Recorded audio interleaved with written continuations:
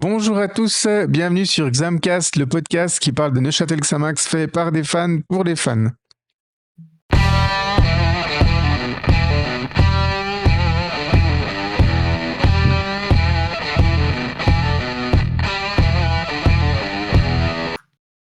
Alors ce soir, pour cet épisode 9, petit comité à 3, je suis avec Mathéo, salut Mathéo, Salut à tous, ciao.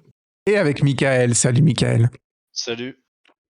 Alors ce soir, donc c'est notre épisode 9, c'est un épisode un peu particulier puisque il n'y a pas de match à débriefer puisque nous sommes en pleine pause internationale, nous n'avons pas non plus d'invité spécifique, donc il a fallu un petit peu vous trouver de quoi occuper votre semaine en parlant de Neuchâtel Xamax sur Xamcast. Donc, au sommaire, il y aura le deuxième épisode de la rubrique Xam Calcio, et cette fois, Matteo nous parlera d'une confrontation contre un certain Inter de Milan. Et puis ensuite, un coin tactique où je vous présenterai un autre système de jeu que Neuchâtel Xamax a passablement utilisé ces derniers matchs, voire ces dernières saisons. Et puis ensuite, on testera une nouvelle formule qui sera un peu hybride entre un briefing du prochain match et puis une stat inutile mais indispensable. Mais ça nous servira en tout cas de support pour parler de notre prochain match qui sera la réception d'Étoile Carouge. Voilà, au sommaire de cet épisode, et du coup, je vous propose qu'on passe à la première rubrique tout de suite.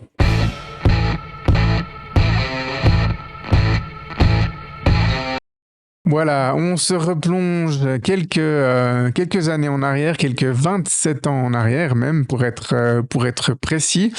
Donc, une époque que les plus jeunes d'entre vous n'auront pas connue. Et puis, je te passe la parole sans autre, Mathéo, pour nous parler de cette confrontation contre l'Inter de Milan. Oui, effectivement, alors vous connaissez, les auditeurs connaissent mon attachement pour ce club de l'Inter. Il était bien normal qu'avec mes origines déjà italiennes, puis mon amour pour ce club-là, je revienne une fois lors d'un épisode sur cette rencontre. Donc, je vais aujourd'hui vous parler du 32e de finale de Coupe UEFA de la saison 97-98. Alors, comme je l'ai fait pour Xamax Rome, l'autre fois, je reviens donc juste sur quelques infos, surtout au niveau des compositions pour ce match aller. Ce match aller qui s'est déroulé à San Siro. Donc, pour vous donner un aperçu des compositions, l'Inter, en ce 16 septembre 1997, part en 3-5-2 avec au but Gianluca Pagliuca, donc le gardien qui a ensuite gardé les buts de l'Italie à la Coupe du Monde 98. Fabio Galante, pas seulement connu pour être un footballeur, mais aussi pour être assez à l'aise avec la jante féminine.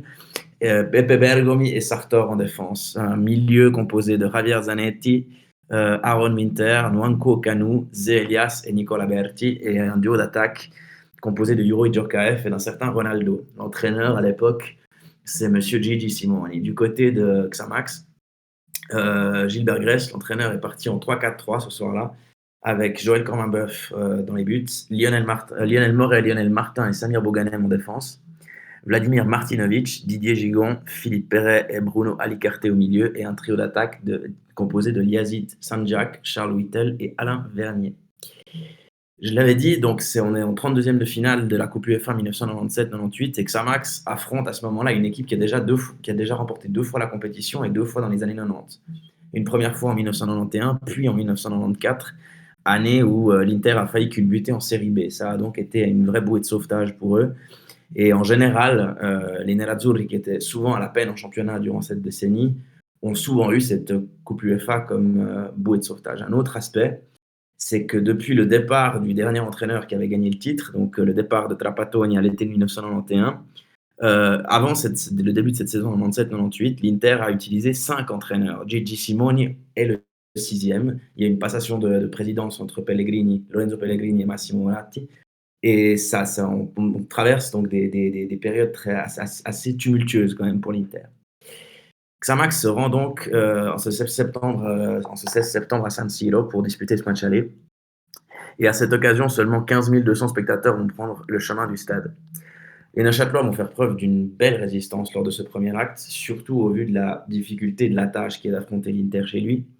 Et ce n'est qu'en deuxième mi-temps que la décision va se faire, à la 59e minute, À la suite d'une première tentative de Zé Elias, repoussé par Cormain-Boeuf, c'est Ronaldo qui reprend ce ballon 5 mètres et le pousse au fond avec l'aide de la barre transversale. À la 71e minute arrive le 2-0 suite à une récupération de Moriero. Ce dernier glisse en retrait à Zé Elias, dont le tir est dévié par Martin hors de portée de Cormain-Boeuf. Xamax qui aura donc résisté, pas jusqu'au bout, qui aura fini par rompre. Je profite de ta présence ce soir, Mirko, pour te demander quel souvenir as-tu de ce match aller au-delà de la longue période de résistance de Xamax. Alors moi, évidemment, ce match, je l'ai vu à la télé. J'avais à l'époque 14 ans. Je dois avouer que c'est pas le match sur lequel j'ai les souvenirs les plus clairs. Je me souviens quand même que il y avait pas mal de déceptions parce qu'on avait fait vraiment bonne figure en première mi-temps. On avait bien résisté hein, à l'Inter, qui était l'équipe la plus dominante, mais on avait quand même bien résisté. Et puis, comme tu l'as dit, ces buts qui sont venus un petit peu sur pas sur des coups du sort, mais il y a eu voilà des aides de joueurs neuchâtelois sur le coup. Donc, au final, on repart battu 2-0. C'est assez logique vu la différence de niveau entre les deux équipes, mais j'étais quand même un peu déçu voilà, de ce résultat final au vu de la physionomie du match. Mais les souvenirs sont un peu flous. J'ai évidemment plus de souvenirs du match retour au stade. Hein. Ouais, effectivement, dont on va parler tout à l'heure. Mais c'est vrai que, ouais, comme on le dit, là, on a vraiment l'exemple du niveau que pouvait avoir la Coupe UEFA à l'époque avec cette équipe de l'Inter, parce que, de nouveau, je pense qu'aujourd'hui, une équipe qui gagne l'Europa League et puis qui en même temps, doit, dans la même saison, doit sauver sa peau dans son championnat de première division jusqu'à la dernière journée, il y a pas 150 exemples. Donc c'est vrai que comme on est encore dans une période où la Ligue des Champions elle n'avait quasiment que les champions des différents pays européens, c'est vrai qu'on avait souvent ces équipes, des très bonnes équipes en Coupe UEFA, et c'était une compétition de tout respect à l'époque. Et puis c'est vrai aussi que je me suis quand même arrêté sur cette histoire des entraîneurs parce on connaît en Suisse hein, ce côté changement d'entraîneur à tout va, notamment du côté de nos amis valaisans. Et c'est vrai que voilà, c'est quelque chose qui m'avait en tout cas marqué, cette valse des entraîneurs. On avait l'impression que personne finalement ne supportait la pression d'entraîner un club comme ça en Italie, qui est quand même sujet à une grosse pression de la part des supporters et de l'encadrement. On arrive donc au match retour qui se joue donc le 30 septembre 1997 à la Maladière, et on repart sur les compositions. Donc cette fois-ci, Gilbert Gress repart avec un 3-5-2, Cormain-Boeuf dans les buts, Moret, Martin, Rottenbuehler en défense, Martinovic, Bouganem, Gigon, Perret et Ali Carté au milieu de terrain, et un duo d'attaque composé de Yazid Sanjak et de Charles Wittel. Du côté de l'Inter, 3-1-4-2, un 3-5-2 avec un numéro 6, donc Pagliuca dans les buts, Galante, Bergomi, Sartor derrière, Cholo Simeone comme 6, installé comme 6, un milieu à 4 avec Zanetti, Djorkaeff, Winter et Moriero, et un duo d'attaque composé de Maurizio Gantz et du fameux Ronaldo. Confrontation retour que Xamax aborde, il faut le dire, avec cette fameuse série en cours de 26 matchs consécutifs sans défaite à la Maladière en Coupe d'Europe. Et il y a une chose que j'ai pas dite sur l'Inter juste avant, c'est que l'année d'avant, donc 96-97, l'Inter avait fraîchement perdu la finale de la Coupe UEFA contre Schalke au tir au but. Malgré le résultat défavorable de l'aller, les Neuchâtelois vont aborder ce match sans complexe et pied au plancher. Et dès la 6e minute, Sanjak intercepte une passe en retrait de Gantz et se retrouve seul devant Pagliuca. Le gardien italien se fait l'auteur d'un superbe plongeon, mais réalise l'arrêt des mains en dehors des 16 mètres, ce que l'arbitre ne voit pas. Ça aura évidemment de grosses conséquences sur la suite du match. Toi, Mirko, tu te rappelles de cette fameuse action ? Ouais, j'étais scandalisé, hein. Parce que depuis où j'étais, j'ai très bien vu. En fait, ce qu'il faut savoir, c'est que donc dans l'ancienne Maladière, moi j'étais dans le pesage, donc c'est-à-dire dans la tribune côté lac, et puis j'étais plutôt côté Église Rouge. Donc traditionnellement, en fait, Xamax attaquait plutôt la première mi-temps en direction de Marin, et la deuxième mi-temps en direction de l'Église Rouge, puisque le COP était inversé en fait. Le COP était à l'époque derrière l'église rouge et les supporters adverses de l'autre côté.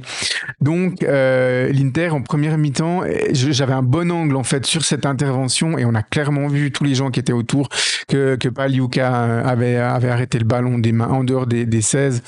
Donc voilà, ça grondait vraiment dans le stade et puis j'entendais des ouais c'est dégueulasse, c'est toujours le petit, on favorise le gros. Enfin voilà, c'était effectivement une intervention qui aurait pu changer quelque chose ou pas. Il y avait quand même 2 buts à remonter, hein, mais nous, en fait, moi, j'arrivais dans ce match-là, pas forcément avec l'espoir que Neuchâtel Xamax crée l'exploit et remonte ces 2 buts au grand Inter de Milan, mais qu'on conserve notre invincibilité. C'était vraiment ça. Et je pense que avec cette expulsion, on aurait eu toutes les chances, à mon avis, de pouvoir au moins obtenir un match nul. On aurait un Inter qui aurait vraiment défendu bec et ongles. Ils auraient probablement réussi à défendre leurs 2 buts parce que c'est vrai que quand on écoute les noms que tu as cités, ben voilà, il y avait vraiment de très très très grands joueurs. Ils n'étaient pas forcément grands à l'époque. Certains étaient en début de carrière, mais voilà, ils étaient bien supérieurs à nous. Donc voilà, j'ai dit beaucoup de choses pour une petite séquence, mais oui, moi je l'ai clairement vu. Ouais, en tout cas, c'est sûr que ce qui est sûr, c'est que sur le moment même, c'est pas une action qui va décourager les Neuchâtelois, puisque peu après le quart d'heure de jeu, Martinovic tente une volée instantanée magnifiquement détournée par Pagliuca.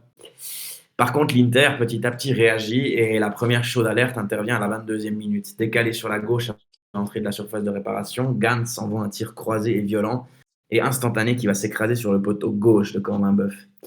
À la 26e minute intervient finalement l'ouverture du score pour les Italiens. Vous aurez certainement déjà vu ce but, même Michael, je pense que tu as dû le voir passer, même sans être au stade ce soir-là. Sartor déborde sur la droite et à la suite d'un 1-2 avec Gantz, adresse un centre au deuxième poteau que reprend un certain Moriero d'une bicyclette sublime dans la lucarne opposée. Quand je vous avais dit dans le précédent épisode sur Xamax Roma que Moriero ne nous respectait jamais. 3 petits points. Effectivement, celui-là, alors moi, il m'avait fait le même effet à l'époque, évidemment, puisque l'autre but est arrivé après, que la bicyclette de Cristiano Ronaldo avec le Real Madrid contre la Juventus. C'est la classe, tout simplement. Et là, on peut que s'incliner. Ouais. Je disais un peu avec humour ce week-end à des potes, je me demande quelle éducation il a reçu de ses parents pour humilier les plus faibles. Mais blague mise à part, c'est vrai que c'est un but extraordinaire. D'un génie sans nom, parce que même l'action, le 1-2 sur le côté est magnifique, c'est spontané, et le centre en première intention, la bicyclette, lucarne opposée, c'est absolument magnifique. En deuxième mi-temps, Xamax va tenter de pousser, mais les occasions se font un peu plus rares, et sur un contre amorcé à la 70e par Ronaldo, le Brésilien va opérer un changement d'aile sur Winter qui va dévier de la tête et dans la course de Maurizio Gantz. Ce dernier va battre Corbin Boeuf tout en sang-froid et en maîtrise. L'Inter s'impose 0-2 à la Maladière et se qualifie pour le tour suivant. Cette année-là, les Milanais remporteront la Coupe UEFA 3-0 en finale contre la Lazio au Parc des Princes, s'offrant donc un 3e trophée en 8 ans dans la compétition. En sachant que Ronaldo, avant de venir à l'Inter, était notamment passé par la Hollande, qu'est-ce que ça a fait? Est-ce que tu te rappelles, Mirko, ce que ça t'a fait à toi, mais surtout ce que ça a fait au public neuchâtelois d'avoir un joueur pareil qui a foulé la pelouse du stade ce soir-là? Oui, et bien sûr, à l'époque, Ronaldo, c'était le meilleur joueur du monde. Il était en tout cas considéré comme tel par la presse, par le public. Alors, bien évidemment, à l'époque, on n'avait pas les réseaux sociaux et puis les images ne défilaient pas aussi facilement que maintenant. Mais il avait, je pense, la même aura que l'ont actuellement les joueurs comme Messi et Ronaldo. Il était présenté comme un phénomène. C'était d'ailleurs son surnom, hein, Il Fenomeno. Et puis donc on savait qu'on allait accueillir potentiellement le meilleur joueur du monde. Et puis moi, il m'avait extrêmement impressionné sur tout le match. Là, tu parles de cette action de contre, hein, où c'est lui qui est à la base. Il récupère le ballon sur le côté et puis ensuite il fait un magnifique changement de côté. Mais ça, c'est une action où il est décisif, mais il a montré à plusieurs reprises toute sa classe. Et puis ouais, c'était quelque chose. Et puis je pense que C'est la première et la dernière fois qu'on a eu un des top joueurs mondiaux à la Maladière en opposition avec Samax, hein. Il y a encore eu des matchs de coupe après ça, mais on n'a plus eu un joueur aussi fort que lui à la Maladière. On a quand même eu Buchel. Ouais, on a eu Buchel effectivement, mais c'était pas le même poste, donc c'est pour ça que c'était quand même un peu moins impressionnant. Mais on va lancer un sondage dans l'épisode peut-être sur Spotify, savoir pour vous quel est le meilleur joueur entre Ronaldo et Benjamin Buchel. Je serais curieux des résultats. Moi aussi, je sais pas pourquoi j'ai un doute. Blague mise à part, c'est vrai que on sait aussi, ça c'est une autre question que je voulais te poser en consultant cette composition, c'est qu'un joueur comme, enfin un personnage comme Simeone, on sait aujourd'hui comme il peut diviser. Est-ce que déjà à l'époque, tu avais été frappé par le comportement d'un joueur, on va dire turbulent sur le terrain quand tu l'avais vu au stade? Est-ce que tu avais le souvenir d'un joueur plutôt agité ou plutôt calme lors de ce match retour? Non, j'avais un joueur plutôt calme. J'ai plutôt le souvenir d'un joueur calme. En tout cas, il m'avait pas marqué comme il m'a marqué ensuite dans son poste d'entraîneur. Parce que le scénario était quand même idéal hein, pour l'Inter. Ils ont gagné le match aller 2-0, même si la décision s'est faite plutôt sur la deuxième mi-temps. Et puis ensuite, voilà, il marque dans les 25, la 26e minute. Donc, je veux dire, à pratiquement trois quarts de confrontation, deux tiers de confrontation, ils ont 3 buts d'avance. Donc, il n'y avait aucune raison d'animer, de provoquer, comme il savait très bien le faire. Donc non, j'avais plutôt le souvenir d'un joueur très bon à son poste, mais sans plus. C'était pas le trublion qu'on a pu connaître ensuite. Donc non, il m'avait pas marqué plus que ça. C'était vraiment évidemment Ronaldo. Et puis moi, j'adorais aussi les gardiens à l'époque et je trouvais que Paliuka, c'était vraiment un chat quoi. Il était impressionnant sur sa ligne, il était partout et puis je pense que c'est grâce à lui si l'Inter a pu maintenir 2 fois sa cage inviolée parce que au match retour il y aurait eu de quoi marquer au moins un but, hein, c'est clair. Mais il a fait des gros arrêts, dont un que tu l'as mentionné avant, pas légal, mais voilà. Et puis évidemment, Moreiro, hein, au-delà de son but incroyable, quel joueur, quoi. C'était vraiment, il m'avait vraiment très très impressionné à l'époque. Il y a aussi C'est vrai d'autres grands noms comme Djorkaeff, mais Djorkaeff, c'était pas encore le Yuri Djorkaeff d'après. Alors même à la Coupe du Monde 98, il a pas forcément été le joueur le plus dominant de l'équipe de France. C'est peut-être plus à l'Euro 2000, je trouve que Djorkaeff a vraiment explosé ensuite. Il me Ouais. semble qu'il y était hein, en 2000, Djorkaeff, mais Ouais, en 2000, il était ouais, là, et ouais. puis c'est vrai Mais à l'époque, c'était déjà un bon joueur, mais c'était pas non plus. Il était pas. Je l'ai pas trouvé hyper dominant, mais c'est clair que c'était un joueur d'un niveau bien supérieur à Xamax, hein, mais il m'avait pas tapé dans l'œil comme Ronaldo. Mais évidemment que tout le monde n'avait Dieu que pour Ronaldo chez l'adversaire, hein. C'était quelque je chose.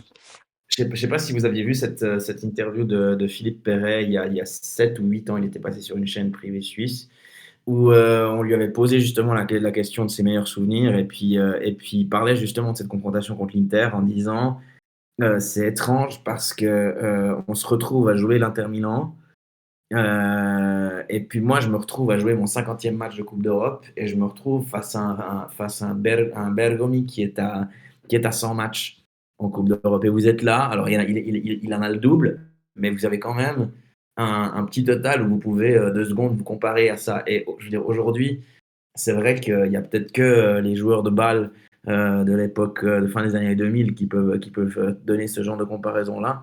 Mais elles sont assez rares, les équipes où vous avez des joueurs aujourd'hui en Suisse qui peuvent tenir la comparaison avec les matchs disputés par d'autres joueurs dans d'autres clubs prestigieux européens. On l'a dit dans cette équipe, voilà quoi. Je veux dire, Bergomi a gagné la Coupe du Monde de 82 avec l'Italie. Djorkaeff gagnera la Coupe du Monde avec la France la même année. Ronaldo fera la finale.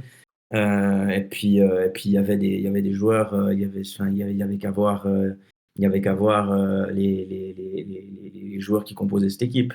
La petite pique que je pourrais envoyer, c'est que j'espère que Galante n'a pas trop été déçu du manque d'activité et du manque d'action qui pouvait se passer dans les nuits, enfin pour les nuits, lors des nuits de Châteloise, quoi. Lui le grand fêtard. Mais en tous les cas, ouais. Ouais, alors bon, je vais quand même mettre un petit bémol là-dessus, c'est qu'en 97-98, Neuchâtel était une ville bien plus animée dans l'activité nocturne qu'à l'époque. Alors bon, moi j'ai pas connu parce que j'avais 14 ans et je sortais pas encore à 14 ans, même quelques 5 années plus tard quand j'étais en âge de sortir, et il se passait des choses quand même à Neuchâtel, hein. C'était pas j'ai l'impression comme maintenant où il y a plus grand chose. Donc peut-être que Galante a pu se faire plaisir à la fin du match. J'espère pour lui. Voilà. Alors, on est au bout de cette deuxième chronique de Xam Calcio. Merci beaucoup à toi, Mathéo. Et puis, on te retrouvera pour la suite de cette rubrique dans les épisodes à venir. On n'a pas fixé de deadline sur la sortie du 3e épisode de Xam Calcio, mais il y aura bien un 3e épisode, puisque après l'AS Roma et l'Inter de Milan, nous avons aussi affronté dans ces années 90 un autre club. C'était un match amical, je vous en dis pas plus, on en parlera dans les prochaines rubriques. Voilà, on peut passer à la rubrique suivante.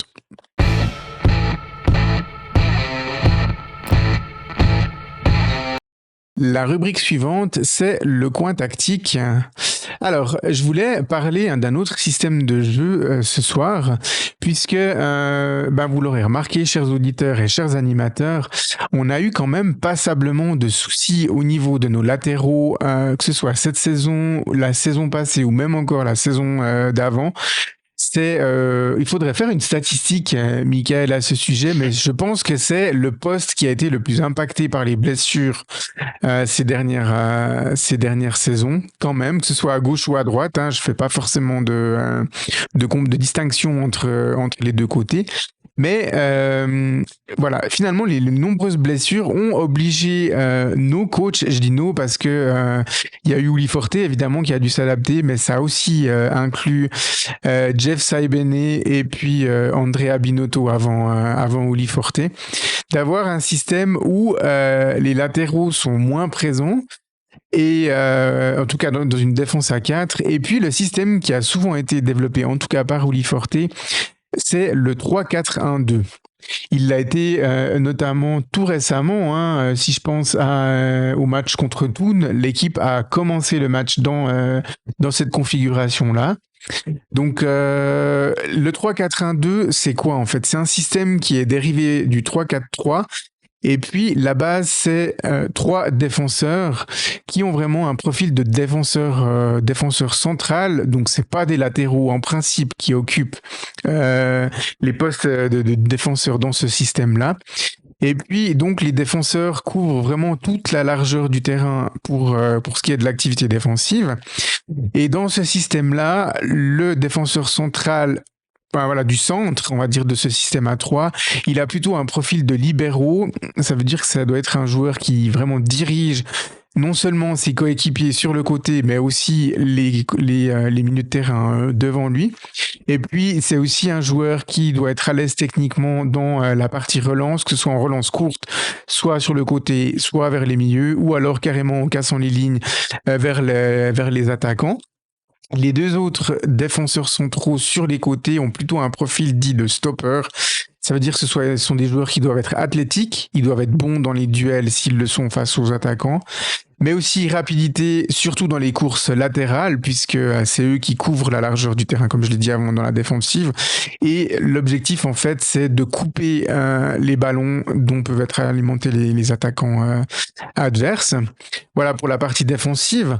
Pour ce qui est de l'axe du milieu de terrain, eh bien, le système inclut 2 milieux centraux. Eux, ils ont un rôle important dans la récupération de la balle, mais aussi dans un rôle de soutien, que ce soit à la défense ou à l'attaque. Donc, ils doivent pouvoir reculer pour aider les défenseurs, ou alors se projeter rapidement pour apporter un soutien à l'attaque. Sur les côtés, on a 2 pistons. Ils ont vraiment ce profil-là. Alors, pourquoi on dit des pistons ? Parce que ils doivent en même temps être assignés à des tâches défensives, mais aussi à des tâches offensives. Donc, ce sont des profils qui nécessitent de la vitesse, mais aussi de la technique. Ce sont des joueurs qui sont régulièrement pris dans des 1 contre 1, que ce soit défensif ou offensif. Donc, ils doivent avoir une bonne technique avec balle au pied pour pouvoir éliminer leur adversaire direct sur le terrain. Et puis, ce sont des joueurs aussi qui doivent avoir de bonnes capacités à centrer. Ils se retrouvent régulièrement dans cette situation-là de débordement. Et donc, il faut qu'ils centrent de manière correcte dans la boîte pour les attaquants. Dans ce système-là, on a un milieu encore axial dit offensif. Donc lui, vraiment, il assure les connexions avec l'attaque. Donc c'est aussi un bon joueur, c'est aussi un joueur qui doit être très bon en technique. Dans les 1 contre 1, il doit être capable d'éliminer les milieux axiaux adverses. C'est un joueur qui doit avoir une excellente vision du jeu à la fois vers l'avant pour pouvoir produire des passes qui cassent les lignes, mais aussi latérales pour pouvoir bien décaler les pistons sur le côté. Et puis ensuite, le 2, ça représente les 2 attaquants. Alors idéalement, dans ce système-là, l'entraîneur choisit 2 attaquants avec 2 profils différents. Un profil dit plutôt de pivot, donc c'est un joueur qui sert vraiment de point d'appui. Il reçoit les ballons, que ce soit du milieu offensif ou des milieux axiaux, et puis il garde le ballon pour permettre au bloc de monter et puis ensuite de développer les attaques sur les côtés, ou alors à son coéquipier de faire des appels. Et puis, idéalement, ce profil de pivot, c'est un bon joueur de tête, puisque il reçoit souvent le ballon dans des zones aériennes et il doit le garder après, ensuite, dans ce mouvement de jeu. Et le deuxième attaquant qui, lui, a plutôt un profil dit de finisseur. Alors lui, sa spécialité, c'est les appels dans le dos. Donc c'est un joueur qui doit avoir une bonne vitesse, mais aussi un bon sens du jeu. Il doit démarrer au bon moment, une bonne accélération. Et puis, il termine les actions très souvent, même si le pivot est aussi un profil qui doit marquer beaucoup de buts dans le jeu aérien notamment. Mais c'est lui qui doit être souvent, comme on dit, au bon endroit pour terminer les actions. Donc voilà, je mentionnais avant le match contre Thun. Alors on a démarré en fait dans une configuration où Lavdrim Ayrulaou était le libéro, Brian Soro à droite et Yohan Epito à gauche étaient les 2 autres défenseurs, étaient les 2 stoppers. Michael Gonçalves à droite et Jonathan Fontana à gauche étaient les pivots. Kenan Fatkic et Giovanni Bamba étaient les milieux centraux.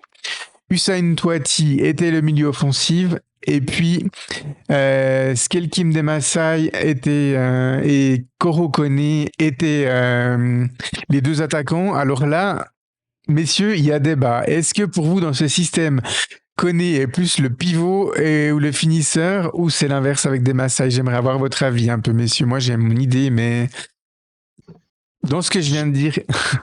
Moi, j'ai plutôt l'impression que lorsqu'on joue, notre jeu vers l'avant, il se dirige plus vers De Massa. Et Koné, on joue beaucoup plus sur ses qualités athlétiques pour le moment.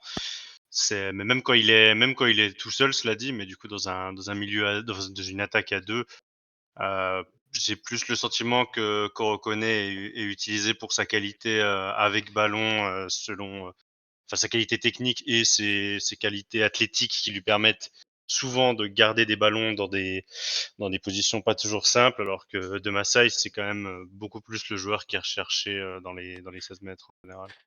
Ok, donc Kone pivot et Demasai finisseur. Si on veut, oui, et même Ouais. si tout n'est jamais vraiment fixé. Non, mais- c'est jamais vraiment fixé, hein. Puis c'est aussi le choix de l'entraîneur. Il peut décider de jouer avec deux attaquants avec un profil plus rapide. Donc voilà, là j'évoquais un système un peu plus scolaire, j'ai envie de dire. Mais après, on verra que le coach fait aussi avec les joueurs qu'il a à disposition. Moi, je Voilà. trouve totalement ce que vient de dire Michael, hein, pour aller Ouais. dans son sens. C'est qu'effectivement, je pense que Neymar il nous a démontré également lors de ses rentrées en jeu à la Maladière, quand il démarrait depuis le banc et qu'il était souvent lancé pour les 15 dernières minutes, que c'était un joueur, un attaquant qui adorait justement prendre l'espace. Et de ce point de vue-là, Ala Koné est assez complémentaire de Macha, justement pour cette qualité athlétique, cette qualité technique aussi pour garder le ballon. Et donc, je suis absolument d'accord avec ce que vient d'avancer Michael. C'est intéressant parce que dans un autre système, ils jouent rarement ensemble, hein. On l'a vu dans le précédent coin tactique, le 4-2-3-1, avec un profil d'attaquant un petit peu différent. Mais dans ce système-là, Demassai et Koné sont extrêmement complémentaires dans tous les cas. Alors, quels sont les avantages de ce système? Alors, c'est un système qui permet énormément de flexibilité parce que il y a la possibilité vraiment d'attaquer dans un bloc à 5, les deux attaquants, le milieu offensif et les pistons, mais aussi de défendre à 5 puisque les pistons peuvent aussi reculer et revenir dans un rôle plus défensif sur le côté, mais aussi les milieux axiaux peuvent aussi reculer et offrir cette défense à 5. Donc ça permet pas mal de flexibilité à l'équipe.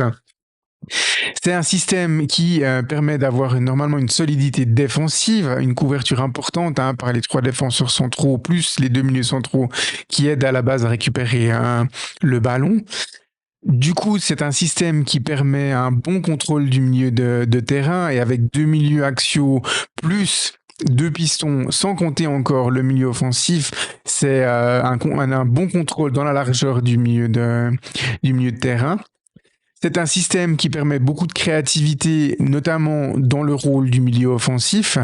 Dans sa zone, il a énormément de liberté et puis il peut faire pas mal de choses, que ce soit en termes de passe ou en termes de jeu, de projection lui-même vers l'avant. S'il a un profil très technique en 1 contre 1, s'il a de bonnes capacités à éliminer les joueurs adverses. Et puis, comme j'ai dit avant, c'est un profil qui permet c'est un système qui permet 2 profils complémentaires et en attaque, donc ça permet de marquer des buts dans des situations passablement variées. Et puis ensuite, on va parler des désavantages de ce système avant de faire un petit peu l'analogie avec notre club. Alors, les désavantages de ce système, c'est quand même un système qui, parfois, est assez vulnérable sur les côtés en défense. Si l'adversaire joue dans un système avec des ailiers très rapides, eh bien, ça requiert vraiment une bonne entente entre les défenseurs centraux, parce que si un des défenseurs centraux sur le côté est éliminé, ça peut vite donner des 1 contre 1 dangereux, voire des situations de 2 contre 1 entre les attaquants et les ailiers adverses. Ça peut donner une certaine dépendance sur le milieu offensif, donc ça veut dire 2 choses. Si le milieu offensif n'est pas dans un bon jour, eh bien c'est tout le jeu offensif de l'équipe qui peut être impacté. Ou alors, si il est vraiment marqué à la culotte par 1 voire 2 adversaires, eh bien du coup son aura, son impact dans le jeu est minime et voilà, ça peut impacter vraiment tout le jeu offensif de l'équipe. L'équipe peut être aussi très vulnérable si l'adversaire pratique un jeu en profondeur en transition, c'est-à-dire que si l'adversaire récupère la balle très tôt et fait des passes, que ce soit des passes au sol ou par-dessus la défense dans le dos, la défense peut vite être dépassée. On reviendra sur ce point-là après. C'est un système de jeu qui demande une énorme débauche d'énergie physique pour les pistons. Donc, ça veut dire que ces joueurs-là doivent vraiment avoir 3, voire 4 poumons parce que ils sont impliqués tant dans le jeu défensif que dans le jeu offensif. Donc, ils font régulièrement des montées et des descentes dans leur couloir. Et puis, c'est un système, je le mets un peu comme un désavantage parce qu'il demande vraiment des profils spécifiques. Et puis c'est là que je vais lancer un peu le débat après. Donc il demande d'avoir des défenseurs très à l'aise dans ce système parce que c'est quand même pas la même chose pour un défenseur central dans une défense à 4 que dans une défense à 3. Je l'ai dit avant, la différence notable, c'est que dans un système à 3, il y a, pour les stoppers, il y a beaucoup plus de courses dans la largeur, alors que dans une défense à 4, c'est plutôt un rôle qui est attribué aux défenseurs latéraux, de couvrir vraiment les couloirs de la défense. Et puis, le profil de piston, c'est quand même un profil, très difficile à trouver avec les qualités, je dirais. C'est pas le profil en soi, il est pas forcément difficile à trouver, mais d'avoir un piston qui est en même temps très fort dans le jeu défensif et dans le jeu offensif, eh bien, c'est pas toujours simple et ça peut parfois donner un jeu déséquilibré où à gauche on a plutôt un piston défensif alors que de l'autre côté on a plutôt un piston offensif. Donc voilà, ça peut engendrer des déséquilibres de qualité de jeu entre la gauche et la droite suivant si l'équipe est en attaque ou en défense. Donc là où j'aimerais un petit peu vous faire participer, messieurs, c'est que vous l'avez entendu, hein, ça demande des profils spécifiques. Et puis j'ai eu l'impression en construisant un petit peu cette chronique, quand je me rendais compte que l'adversaire pouvait profiter du jeu en profondeur, en transition sur les côtés, que ça ressemblait beaucoup à pas mal de buts qu'on a pris, on va dire, ces dernières saisons, messieurs. Je peux Vous êtes... commencer. Bah, Ouais, oui, c'est vrai qu'on. euh, oui, on en a souvent pris comme ça. Alors après, là sur cette saison, j'ai le sentiment quand même qu'on prend des buts. Pour le coup, on a pris des buts dans des phases assez différentes. Même lorsqu'on est regroupé un peu derrière, j'ai l'impression on a parfois du mal à contenir à contenir les déplacements adverses, parce que j'ai le sentiment que même sur attaque placée de l'adversaire, on se fait un peu mettre en difficulté. C'est pas forcément toujours dans la transition, mais c'est vrai que c'est aussi dans ce genre de registre-là où on a tendance parfois à souffrir particulièrement. Oui. ouais, Mathéo. Ouais, mais c'est vrai que, bon, aujourd'hui, avec la légèreté défensive qu'on peut démontrer, c'est vrai que je ne ferai pas avec la défense de cette année un système à 3, mon système préférentiel. Parce que comme tu l'as dit, c'est vrai que la couverture derrière à 3 n'est pas du tout la même qu'à 4. Et c'est vrai qu'il faut pouvoir voilà, avoir enfin, savoir se répartir la largeur à 3. Et finalement, on voit aujourd'hui dans le foot international que des défenseurs qui ont joué pendant 15 ans de carrière à 4 et qui doivent passer à 3 du jour au lendemain ou l'inverse, souvent, ou bien qui par exemple jouent en club à 3 et jouent en équipe nationale à 4 derrière, il y a souvent besoin d'un temps d'adaptation. Il y a souvent besoin d'un temps d'adaptation pour eux, mais c'est la même chose pour les fameux pistons au milieu de terrain finalement. C'est que quand on veut faire passer un piston du milieu de terrain à latéral en défense à 4, c'est pas du tout la même chose. Bon, moi, ce qui me pose, enfin, ce qui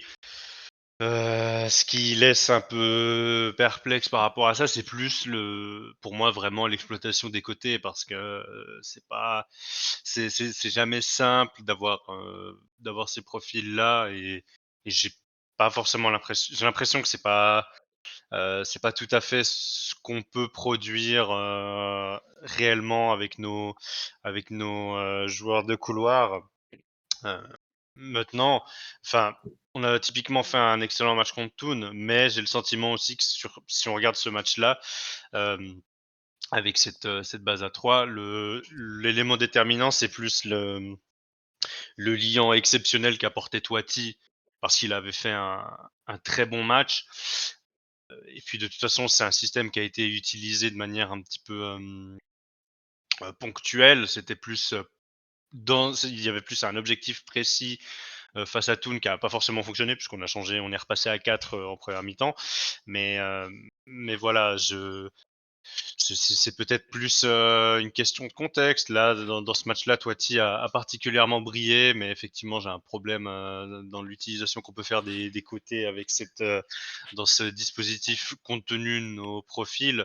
De toute façon, j'ai aussi l'impression que Uli Forte voit ce genre d'adaptation, enfin voit ce genre de passage à 3 comme des pures adaptations. C'est vraiment un système qu'il utilise pour s'adapter plus qu'autre chose, parce qu'il y a l'adaptation à l'adversaire comme pour Toon, ou bien l'adaptation aux absences. On a vu que quand Toiti était pas là, on avait abandonné lorsque Toiti a eu sa blessure, on a abandonné le 4-2-3-1, et on est passé quelques fois contre Haro et Bellinzone sur une défense à 3. Donc j'ai l'impression quand même que de manière générale, c'est de toute façon une disposition que Forte voit plus pour s'adapter à différents contextes, plus que réellement ce qu'il veut appliquer. On le voit que notre base, ça reste le 4-2-3-1.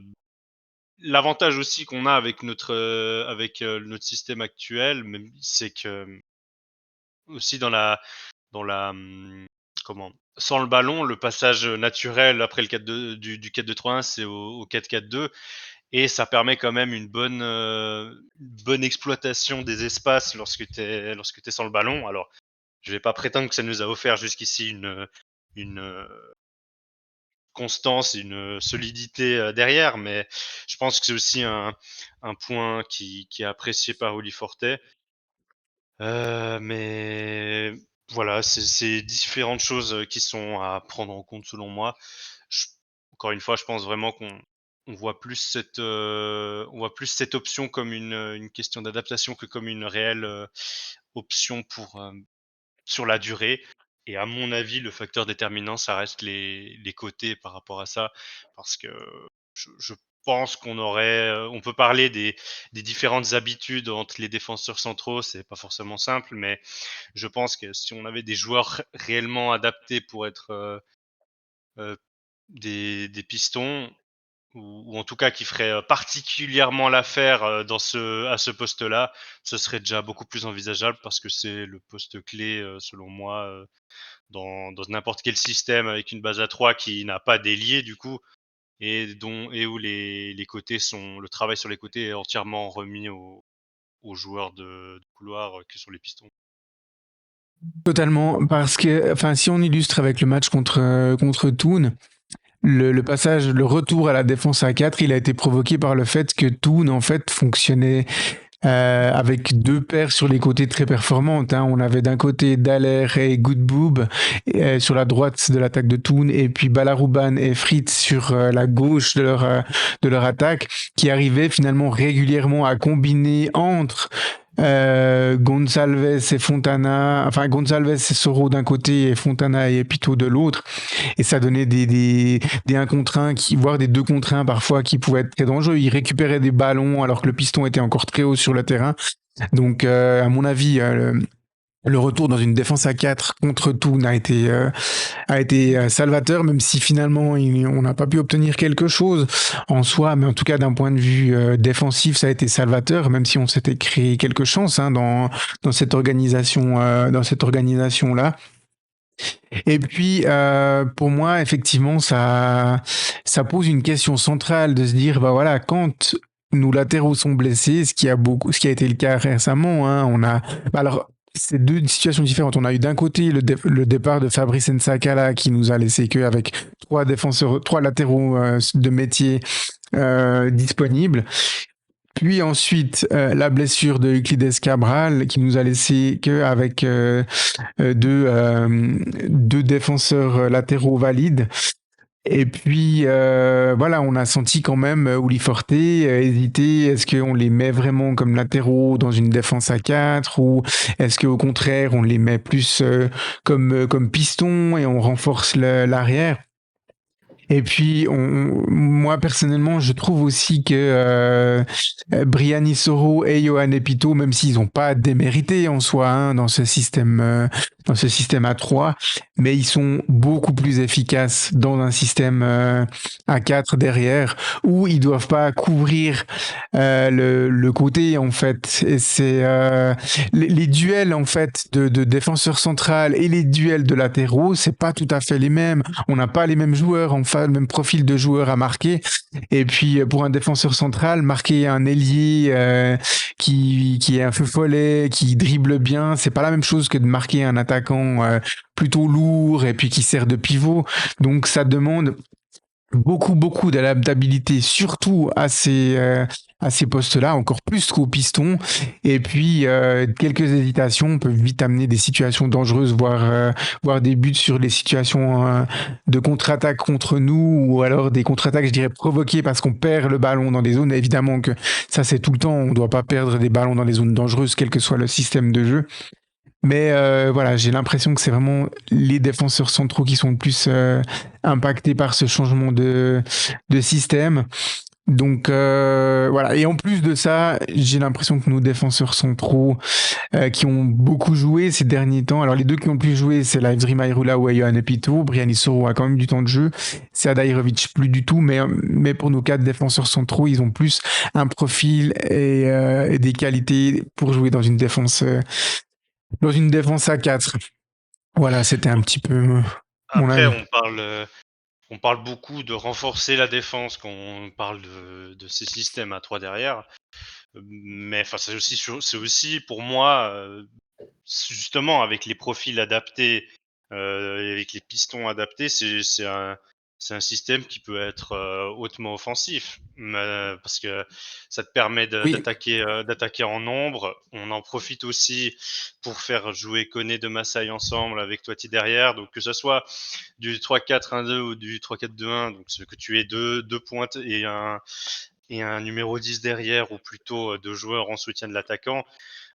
On parle souvent de renforcer la défense parce qu'on fait le choix de se mettre à 3 et que du coup en phase défensive tu as une ligne de 5, mais pour moi c'est un poste qui est plutôt à penser et à réfléchir sur la phase offensive, notamment comme j'ai dit, avec les pistons qui sont vraiment l'élément clé, parce que si c'est pas un système qui est vu pour appliquer un certain jeu et qui est vrai et qui est appliqué avec les idées, avec pour base principale selon moi l'idée de jouer d'une certaine manière en phase offensive. Derrière, si c'est pour juste avoir une ligne de 5 et avoir des pistons qui reculent, en réalité, on le voit comme contre Toon, qui se sont mis en difficulté parce totalement. ils sont dans des 2 contre 1, et avoir une ligne de 5 et jouer sur la largeur, ça c'est pas réellement, enfin c'est pas se renforcer fondamentalement défensivement. Donc c'est vrai que si c'est pour jouer comme ça et qu'il y a pas forcément une réflexion un peu qui va un peu plus loin sur la manière d'attaquer dans un tel système, je pense que le 4-2-3-1 est plus équilibré parce qu'on on repart en 4-4-2 en phase défensive. Ouais, C'est surtout cette réflexion-là qui me, enfin, pose problème, enfin qui me semble primordial, parce que sinon en soi le fait d'être à 3 derrière, c'est pas nécessairement, et même je pense rarement, enfin rarement non, mais c'est vraiment pas nécessairement une réflexion basée sur la défense et sur le fait de se renforcer derrière, surtout que ça peut plutôt t'affaiblir si tes pistons sont très reculés et se retrouvent à devoir gérer les côtés tout seul contre des équipes qui joueraient avec un ailier et un latéral. ouais, totalement. Pour la partie offensive, là j'ai évoqué le triangle avec un milieu offensif et puis deux attaquants, mais c'est un système, je le disais, qui est dérivé du 3-4-3 où on peut avoir trois attaquants sur la même ligne avec deux ailiers et puis vraiment un avant-centre, ou alors d'avoir un attaquant unique et puis deux joueurs derrière lui. Donc il y a plusieurs variantes qui sont possibles. J'ai choisi celle-là parce que c'est celle qu'on a pratiquée le plus souvent quand on jouait dans une défense à 3. Et puis effectivement, Michael, il y a beaucoup de bonnes équipes et de grandes équipes qui jouent avec une défense à 3. Et je pense que on peut citer sans autre Manchester City, qui est, à mon avis, une des équipes les plus dominantes balle au pied. Ben, elle joue avec un système qui part à trois défenseurs derrière. Et puis des pistons. Donc voilà, c'est pas, on le présente pas comme un système d'adaptation ou un système peu utilisé. Au contraire, quand les profils correspondent vraiment à ce système, c'est un système qui peut être très dangereux offensivement et puis efficace défensivement. Voilà, je sais pas Mathéo si vous voulez encore ajouter quelque chose. Du tout, du tout. Ok, toi non plus, Michael. Non, non, c'est tout.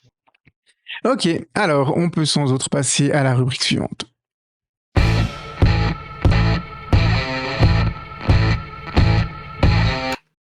Voilà, pour la rubrique suivante, on va déjà commencer par faire un petit clin d'œil à un de nos auditeurs et il se reconnaîtra évidemment, je suis régulièrement en contact avec lui et puis il nous a suggéré en fait de faire un sorte de briefing du prochain match à l'instar de nos débriefings du match et puis de parler peut-être un petit peu plus de notre adversaire, de notre prochain adversaire, et de donner peut-être quelques éléments de forme et puis de statistiques. Donc on teste un petit peu ça. N'hésitez pas à nous faire des retours si ça vous plaît cette formule de briefing.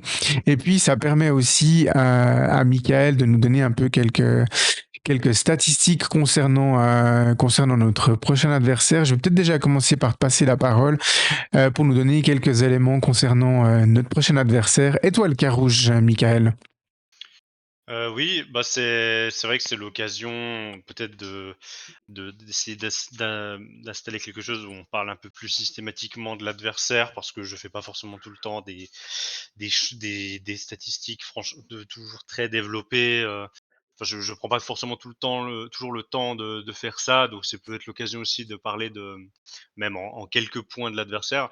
Là, je me suis un peu plus amusé que là, je me suis un peu plus amusé, j'ai un peu plus regardé pas en profondeur, mais je me suis un peu plus attardé sur le cas de Carouge, donc c'est un petit peu on va dire un petit peu une stat inutile, mais donc indispensable, un peu classique, mais voilà, je pense un peu l'idée. Euh, pour commencer déjà, c'est vrai qu'on peut parler de la forme du moment, hein. Je crois que c'est un élément dont tu voulais parler Ouais, aussi.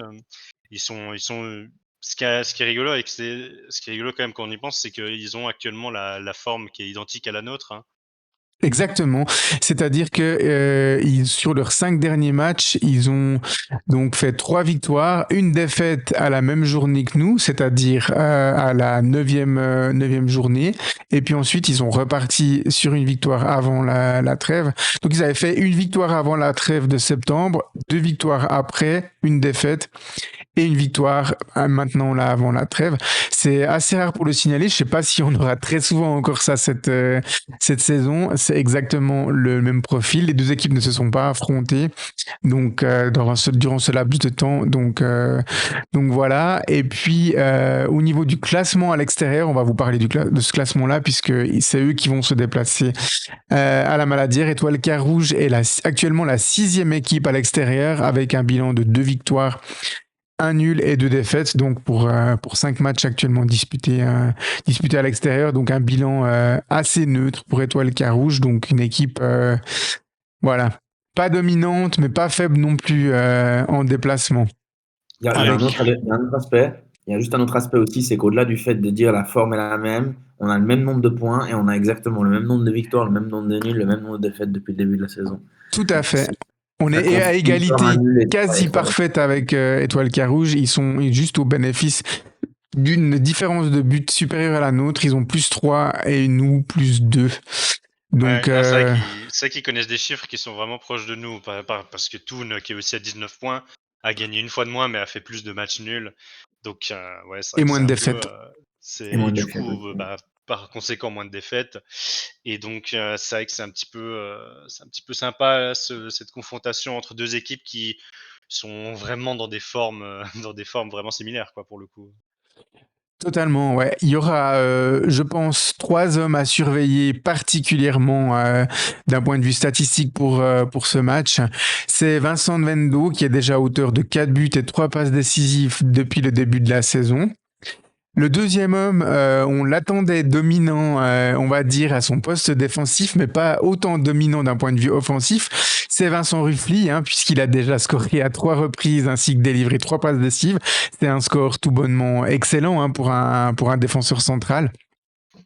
Et Ouais. puis, on a Oscar Correa qui a déjà aussi scoré à 4 reprises et qui a délivré une passe décisive. Oui, quelqu'un voulait réagir là. Non, non, mais c'était par Ouais. rapport à Ruffly de manière générale. Du coup, c'est vrai que tu as évoqué les trois hommes forts. Vincent Vendo qui commence quand même sacrément bien sa saison. C'est un petit peu une révélation, même pour ceux qui suivaient la Promotion League l'année passée, parce qu'il était remplaçant à Carouge en troisième division. Et c'est vrai qu'il pallie plutôt très bien le départ de Simba Kelly à Servette. Oscar Correa, c'est, je pense, un peu leur touche de folie grâce à ses qualités individuelles dans ce collectif hyper rodé. Et c'est pour le coup moins une surprise que ça fonctionne à ce point. Et c'est vrai que t'évoquais Ruffly. Moi, j'étais j'étais à Marignac lors de leur match de coupe contre Lancy. Pour l'anecdote, je le voyais, alors il est central sur la feuille de match et en phase défensive il est central, mais en tout cas dans ce match-là, dans un système à 3, mais lorsque l'équipe avait le ballon, il faisait systématiquement des montées où il dépassait le milieu de terrain. Donc il se rejoignait un petit peu pas à l'attaque, mais il se rejoignait presque au milieu de terrain et c'est assez particulier. Donc j'ai pas vu tous ses buts, mais je pense que c'est aussi un peu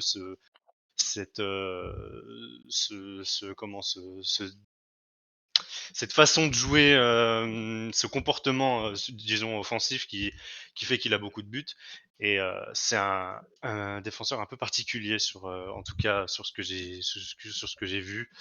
Bon, on le connaît, hein, mais ce que je veux dire, c'est que là, dans ce système-là, avec Adrian Urcea, il exploite de manière assez particulière ses qualités et il vient souvent faire le surnombre. Donc c'est vrai il a aussi un, un compteur de buts qui est affolant pour un défenseur, hein, ça c'est clair. Ouais, totalement. Enfin, 3 buts, 3 assists en 10 matchs pour un défenseur central, c'est hallucinant. S'il continue à ce rythme-là, il va, je pense, atteindre le plus gros score de buts pass D pour un défenseur central pour ce qui concerne la Challenge League, quoi. Donc voilà. Alors pour ce match, il faut quand même noter que Étoile Carouge sera privé de Robin Camber, qui est le deuxième défenseur central titulaire. Hein. Il a démarré tous les matchs, il les a quasiment tous joués en intégralité. Il a pris son 4e carton jaune lors de la dernière journée, donc il sera suspendu pour ce match-là.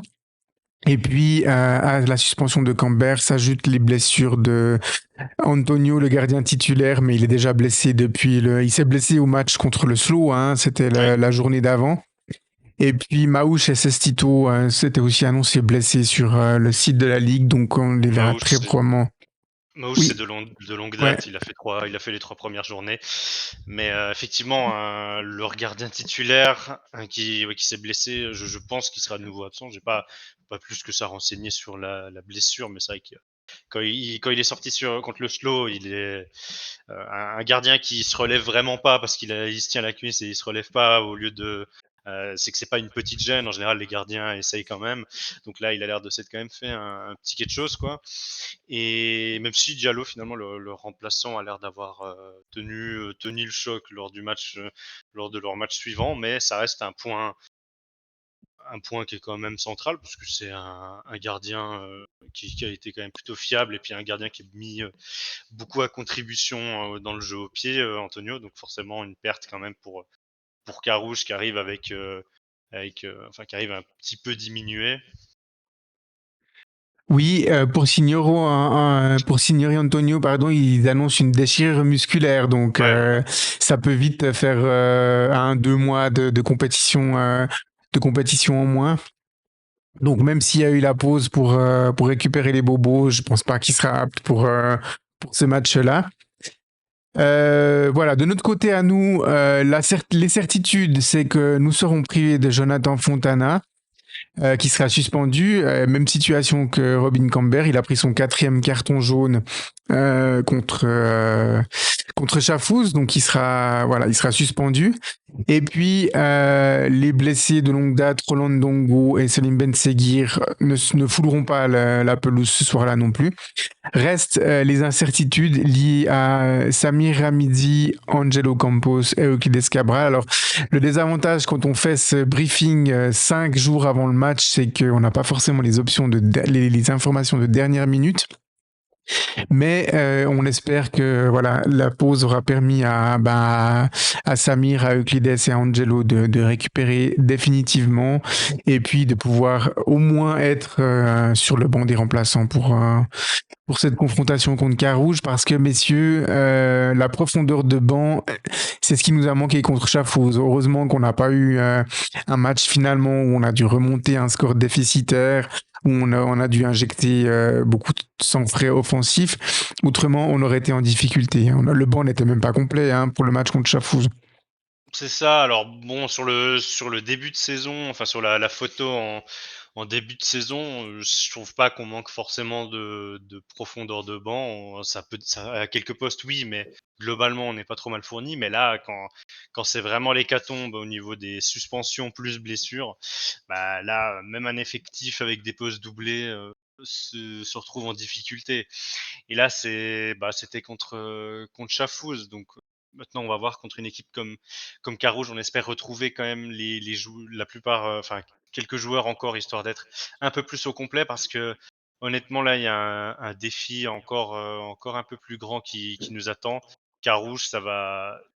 Je sais pas quoi attendre de ce match, parce que Carouge, c'est une équipe, ça se voit sur ses statistiques, ses statistiques montrent vraiment son parti pris dans le jeu, puisque c'est l'équipe qui a de loin la plus grande possession moyenne par match, qui fait le plus de passes par match. C'est des stats de possession et de passes qui sont pas bonnes ou mauvaises en soi, mais c'est un indicateur du style mis en place par Adrian Urcea depuis la Promotion League, en l'occurrence le jeu de position, où l'équipe a pris l'habitude de dicter le rythme en cherchant à créer les espaces par le déplacement du bloc adverse. Mais là où ce match euh, s'annonce quand même encore plus compliqué, c'est que c'est une équipe qui a l'air d'avoir qui a l'air d'avoir des options qui a l'air d'être capable de s'adapter et de sortir quelques options un peu de son chapeau, parce que le seul match où Carouge n'a pas eu la possession de balle, c'était contre nous à la Fontenette, où ils ont parfaitement joué la transition offensive. Donc j'avoue que je sais pas trop à quoi vous vous attendez comme match, vous, puisque moi je trouve que c'est un match absolument impossible à anticiper. On a montré qu'on tenait pas forcément obligatoirement à avoir le ballon, nous. Il y a qu'à voir à domicile contre une équipe faible comme Chafouz, on n'a pas été gêné de laisser le ballon. Mais Carouge et Adrien Urcea, eux, sont bien conscients aussi de nos qualités dans la transition offensive, et ils n'ont pas non plus été gênés en juillet dernier de renier, entre guillemets, bien sûr, le temps d'un match, leur principe, parce qu'ensuite, sur les 10 matchs, sur les 9 autres matchs, c'est eux qui sont largement en possession du ballon. Mais voilà, ils ont aussi eu cette intelligence pour s'adapter et nous faire mal là où on avait des carences. Donc ça va aussi être un petit peu un jeu de dupes, j'ai l'impression, de savoir qui va vraiment accepter de prendre le jeu à son compte, parce qu'il y a une équipe de Carouge qui en est capable. Mais en même temps, ça ferait largement, c'est, je pense, largement ce que souhaitent Xamax et Willy Forte pour partir au contre-attaque. Je trouve qu'il va être vraiment intéressant tactiquement, parce que je le trouve un peu impossible à anticiper, comme je disais.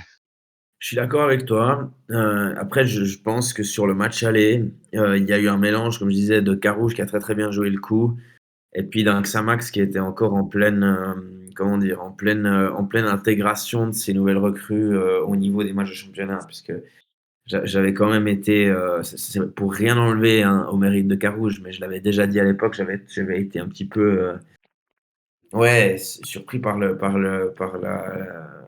l'apathie quand même par moment dont on a pu faire preuve sur certaines phases de jeu. Maintenant, c'est sûr que c'est 2 équipes en forme qui s'affrontent.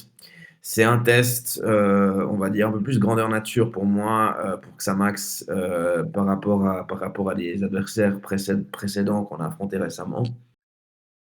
Et en plus, ça rentre dans une période de la saison où on a plutôt tendance à rentrer dans le rang. Donc par rapport à ça, c'est vrai que ce match, voilà, comporte des incertitudes qui font qu'on peut que se réjouir d'aller à la Maladière vendredi soir. Et puis c'est un défi et même encore différent de Toon, parce que Toon, à la fin, on a un contenu qui nous a quand même rassuré, et perdre les points, c'est pas une catastrophe, surtout là-bas. Alors que dans ce match-là, surtout avec notre excellent début de saison à la Maladière, enfin de manière générale, mais à la Maladière d'autant plus où on est invaincu, euh, on, s- on attend quelque chose de l'équipe, on attend quelque chose d'un point de vue comptable, mais ça va être un Carouge qui, je pense, est un petit peu un casse-tête quand même, sur la manière dont on va vouloir jouer et sur la manière dont eux aussi vont accepter de jouer. C'est aussi pour ça que je vois l'intérêt de ce match. Après, sur le match aller, c'est vrai que ce qui était quand même vraiment, entre guillemets, choquant, mais enfin, ce qui était évident, c'est qu'on avait un gros souci avec le ballon parce on a fait, franchement, sur ces buts-là, on fait des pertes de balles qui sont assez terribles et on se prend des contre-attaques qu'on doit jamais prendre. Donc peut-être que l'équipe est dans une autre dynamique par rapport à ça. Maintenant, on voit aussi que récemment, on apprécie aussi plutôt bien de laisser le ballon. Donc je sais pas trop comment ce match va être. Enfin, comment Uli Forte lui-même a envie d'aborder ce match. Ouais, c'est effectivement très difficile à dire, hein.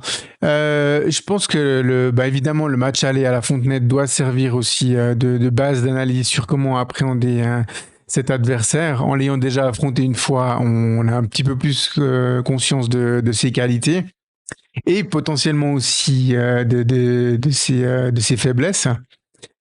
C'est un match où effectivement Carouge avait renié ses principes pour nous mettre dans une situation inconfortable. Maintenant, c'est à nous de faire un petit peu pareil. Et puis, alors je voulais pas prendre le match contre le Stade Lausanne où ils ont pris une claque 5-1, mais c'est un match où rien n'a fonctionné pour eux. Alors ok, ils étaient plus dans la possession de la balle, mais ils ont eu des tuiles avec la blessure du gardien. Ils ont pris au moins 3 buts de gag, voire 4 buts de gag sur ce match. Donc c'est pas forcément ce match-là que j'utiliserai pour déterminer comment battre efficacement Étoile Carouge. Je suis plutôt allé me pencher sur la victoire de Haro contre eux, c'était lors de la 5e journée.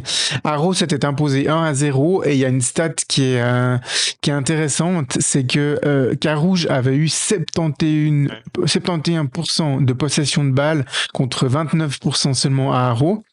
Et puis, Carouge avait tiré 17 fois au but, mais seulement 2 fois cadré. Donc, ça veut dire, enfin, moi, je vois ces chiffres-là, je me dis, Haro, ils ont défendu vraiment compact, et puis, ils n'ont pas laissé des zones de frappe dangereuses pour l'adversaire. Donc, ça veut dire soit les tirs sont pas cadrés, ou alors les tirs sont bloqués par les défenseurs.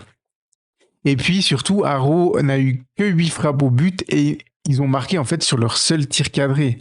Donc ça veut dire que globalement, alors vous allez me dire c'est un peu une lapalissade de dire ça, hein, pour battre Carouge il faut bien défendre et attaquer efficacement. Mais parce que c'est, à mon avis, la tactique la plus efficace, c'est de leur laisser faire ce qu'ils savent très bien faire, mais de défendre très bas, très compact, pour pas les amener dans des zones très dangereuses, pas les amener dans un jeu de transition. On l'a vu, hein, au match aller, quand ils étaient en transition, ils nous ont fait extrêmement mal dans cette première mi-temps, et puis à 3-0 à la mi-temps, le match était fini à 99% déjà. Donc voilà, et puis en même temps, ben attaquer rapidement en transition. Et ça, c'est à mon avis un sujet qui peut nous donner de l'optimisme parce que, à mon avis, Xamax actuellement est meilleur dans le jeu en transition rapide, presque dans la contre-attaque, que dans le jeu placé en attaque. Finalement, il nous manque une seule chose pour pouvoir être létal à 100% dans ce système de jeu, c'est d'être très solide derrière. Vous êtes d'accord, messieurs? Le jour où on est extrêmement solide derrière, où on laisse très peu de situations dangereuses à l'adversaire, parce que quand il y a 17 tirs, mais il y a que 2 cadrés, ça veut dire qu'il y a peu de situations dangereuses, ou alors quand il y a des situations potentiellement dangereuses, il y a un défenseur qui est là pour contrer le joueur, mais il y a eu que 6 corners sur 17 tirs finalement, donc c'est pas non plus, ça veut pas dire que chaque situation a amené un corner ou autre. Eh bien, on pourra être une équipe létale, non seulement contre Carouge, mais aussi de manière générale. Donc pour moi, la clé de ce match, ça sera la solidité défensive de Xamax. Si on arrive à bien verrouiller derrière et puis à se projeter rapidement devant, il y a de quoi faire quelque chose. Si on n'est pas solide sur ce match, attention. Attention. Ouais, mais alors du coup, ça demande aussi, c'est aussi un défi dans le sens où on n'a pas réussi à le faire pour le moment. Non.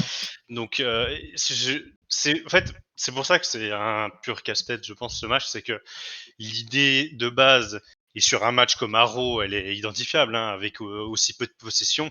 Mais ce qu'il est réplicable, c'est pas facile. Non. Il faut forcément aussi un brin de réussite, parce que ce serait aussi dangereux d'être extrêmement passif et laisser Carouge entièrement faire et entièrement mener son jeu. C'est aussi une équipe sur ses 19 buts qui a marqué 6 fois de l'extérieur de la surface. Et la passivité, ça comporte aussi ses risques et tu dois t'en remettre à une prestation irréprochable, voire aussi par moments un peu de réussite. Il y a aussi Ou danger un grand avec match du gardien. ouais, il y a aussi un danger avec une approche comme ça. Donc c'est pour ça que c'est un vrai casse-tête, parce que le scénario parfait contre une équipe comme ça, il est facilement identifiable. C'est OK, leur laisser le ballon, partir en transition et être solide derrière. Mais c'est facile à dire. Maintenant, il y a une équipe en face qui est très à l'aise avec le ballon et dans ses idées de jeu collectives. Et j'espère quand même qu'on sera. Défendre, c'est une chose, mais il faudrait justement pas être, selon moi, trop passif, mais plutôt essayer de sortir sur l'adversaire quand on peut, parce que c'est aussi une équipe qui, par moment, avec son jeu risqué, fait quelques erreurs, commet quelques erreurs qui provoquent des buts. Donc, il faudra savoir trouver un peu la manière d'approcher une équipe comme ça, parce que je pense que une grande passivité, c'est aussi risqué. Alors ça veut pas forcément dire être passif, hein, mais ça veut dire en tout cas bien bloquer les espaces et puis essayer de récupérer des ballons dans des zones qui nous permettent de créer quelque chose. Notre équipe cette année a aussi une efficacité offensive retrouvée, hein. Nos attaquants, quand ils sont sur le terrain, ils n'ont pas besoin de 5 ou 6 occasions pour en mettre une au fond. Donc, à mon avis, ça rend aussi Xamax une équipe dangereuse à jouer pour Carouge, surtout à la Maladière sur le synthétique. Donc voilà, mais Varane n'est pas là, mais on va quand même un peu lui rendre hommage en évoquant le coach d'Étoile Carouge, parce que on a quand même voilà un excellent tacticien face à nous aussi sur le banc ce soir-là lors de ces matchs contre Carouge, Michael et Matteo. Ouais. Adrien Urcea, Le, c'est aussi un coach qui sait s'adapter à l'adversaire et pas uniquement imposer ses principes de jeu.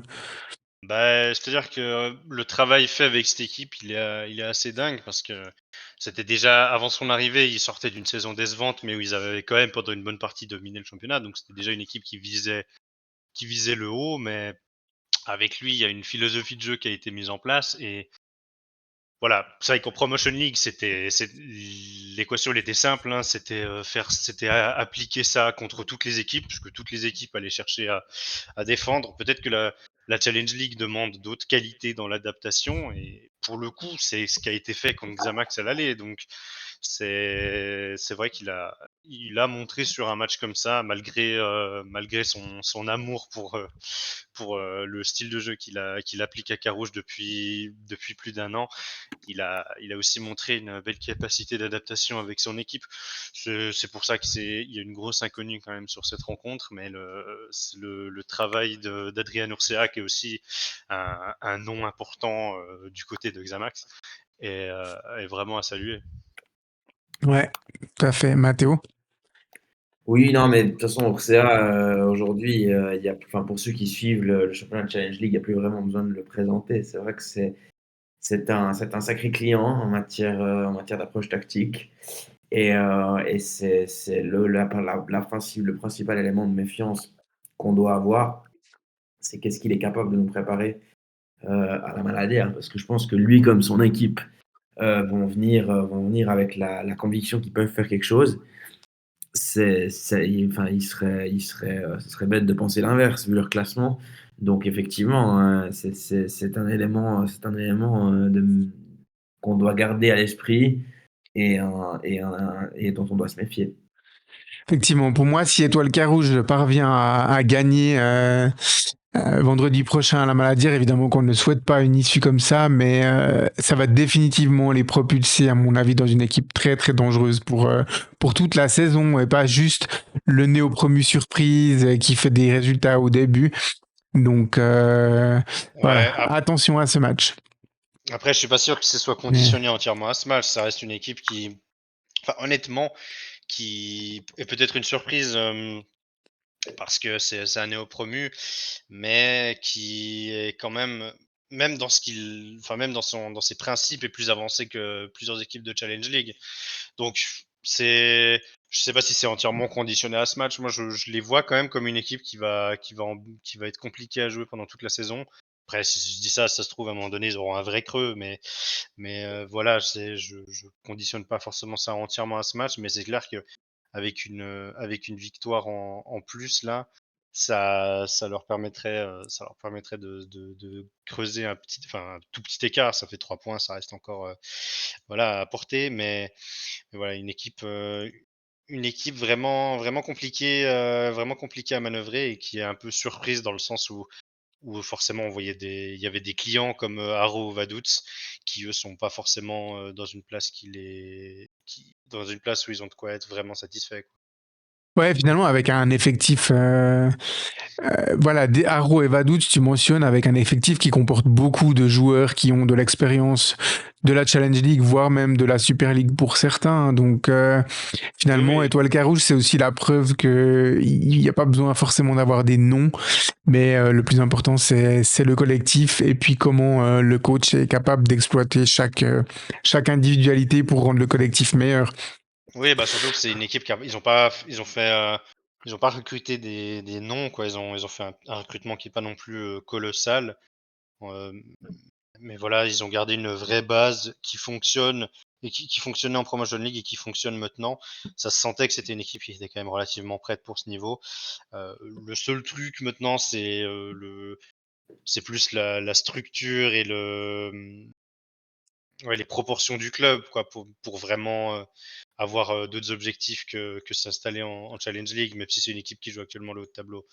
Donc voilà, c'est aussi peut-être pour ça qu'on peut se dire que peut-être que sur la longueur, ça va un peu moins tenir, mais en tout cas, ouais, une très belle équipe et ça va être un très beau match à la Maladière. En tout cas, moi, j'ai assez hâte. Je pense que c'est le genre de match réjouissant parce qu'on les aborde en étant nous aussi en forme et alors que par moment, quand nous on n'était pas en forme et qu'on affrontait des belles équipes, on avait plutôt peur d'être un peu leur punching ball. Et là c'est différent et c'est tout ce qui donne de la saveur à ce match. C'est ça. Et on peut espérer un match spectaculaire parce qu'on aura affaire aux deux meilleures attaques du championnat, mais à deux équipes qui prennent aussi relativement beaucoup de buts, même si on marque plus qu'eux, mais on prend aussi un peu plus qu'eux. Donc voilà, on s'attend pas Ouais, forcément à un 0-0 pauvre en occasion sur ce match. bah Carouge qui a fait un blanchissage contre Vaduz. Nous, notre blanchissage est encore tant attendu, mais eux, ouais, ils en ont eu un. Sinon, effectivement, ça reste une équipe qui encaisse pas mal. Pour la petite anecdote, enfin pour la petite histoire, ce qui est marrant, c'est qu'ils aiment vraiment pas le deuxième quart d'heure de la première mi-temps. Donc de la minute 16 à 30 avec 31% de leurs buts encaissés.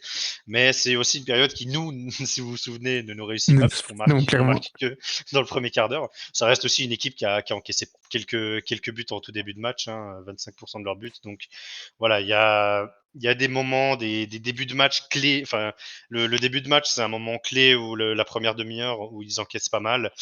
Et globalement, une équipe qui voilà, a fait un blanchissage, donc pas beaucoup plus que nous, quoi. C'est un match où il devrait y avoir des buts, hein. De manière générale, la Challenge League, il y a souvent pas mal de buts. Et là, on peut s'attendre à un match qui déroge pas à la règle parce que il y a des belles attaques, mais il y a des défenses qui sont pas non plus dans les plus sereines de la division. Tout à fait. Voilà, ça fera un peu la conclusion de cette rubrique. On peut passer sans autre voilà, à la fin de l'épisode, messieurs.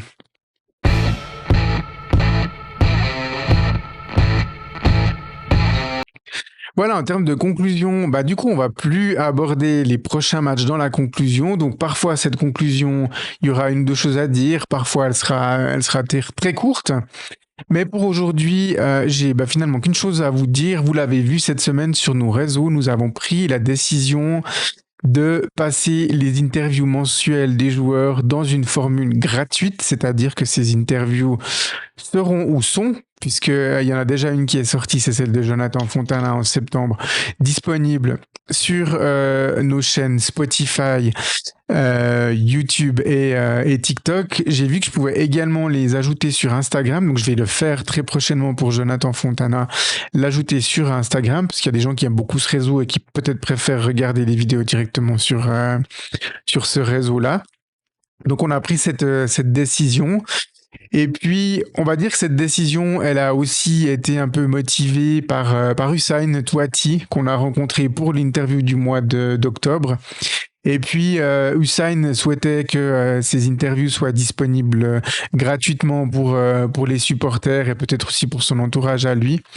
Donc, Hussein nous a invités aussi à réfléchir finalement à qu'est-ce qu'on souhaitait pour ces interviews. Et puis, finalement, la réponse à ça, c'est que on souhaitait plus de visibilité, tout simplement, que ce soit pour nous, le collectif Xamcast, mais aussi pour le club, mais les joueurs interviewés eux-mêmes, ça permettait plus de partage à leur famille. Donc voilà, finalement, on a fait passer la visibilité avant le côté financier qui nous permettait aussi de soutenir l'achat de matériel pour notre projet. Donc on a fait finalement ce choix-là. Et puis, vous l'avez déjà vu aussi sur nos réseaux, là un peu teasé, mais que Hussein nous a gentiment donné un de ses maillots et il l'a dédicacé directement ce maillot. Donc ce maillot sera prochainement à gagner sur nos réseaux sociaux. Donc restez connectés. J'ai pas encore décidé si ça sera la semaine prochaine ou celle d'après. Mais vous aurez la possibilité, on aura la possibilité, on est très content de vous faire gagner un maillot dédicacé, floqué au nom et dédicacé par Hussein Touati. Et puis, comme on sait qu'il nous écoute, merci à toi Hussein d'avoir fait ce don pour l'équipe de Xamcast et finalement pour l'ensemble des supporters. Donc voilà, petite dédicace à Hussein Touati. Voilà, messieurs, déjà, merci à vous, chers auditeurs, comme d'habitude, de continuer à nous écouter. Et puis, merci à vous, chers animateurs. Et puis, on se retrouve donc la semaine prochaine. Bye bye. Salut. Salut.